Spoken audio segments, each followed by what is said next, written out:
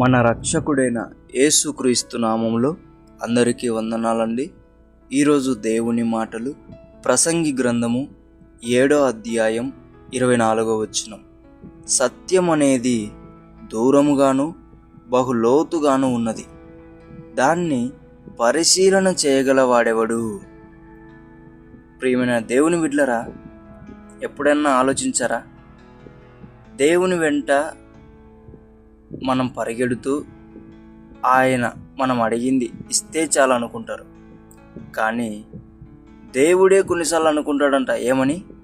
నేను ఇటువంటి వారి చెంత ఉండాలి, వీరికి ఏమైనా చెయ్యాలి అని. ఎవరి గురించో తెలుసా?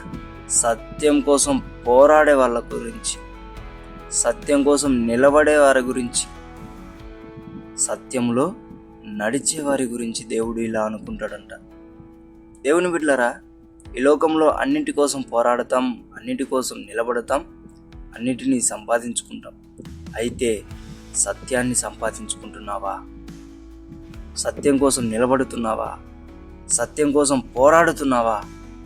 అయితే నీ చెంత దేవుడు ఉంటాడు, నిన్ను దేవుడే నడిపిస్తాడు. దేవుడు నువ్వు అడిగిందల్లా ఇవ్వాలని నీ గురించే తపన పడతాడు. ఎప్పుడు?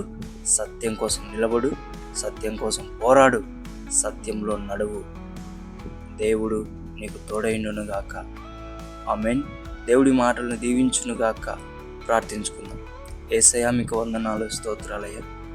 అందరూ నీ వెంట పరిగెడుతుంటే నీవు సత్యం కోసం నిలబడిన వారి వెంట ఉంటావని సెలవిస్తున్నావు. ఈ సత్యం కోసం ఎవరైతే పోరాడుతున్నారో, ఈ సత్యం కోసం ఎవరైతే నిలబడుతున్నారో వారికి నీవు తోడుగా ఉండి, వారి ప్రతి విషయంలో నీవు అండగా నిలిచి ప్రతిదీ సహాయం చేయమని యేసు నామమున అడుగుతున్నాం తండ్రి. ఆమేన్.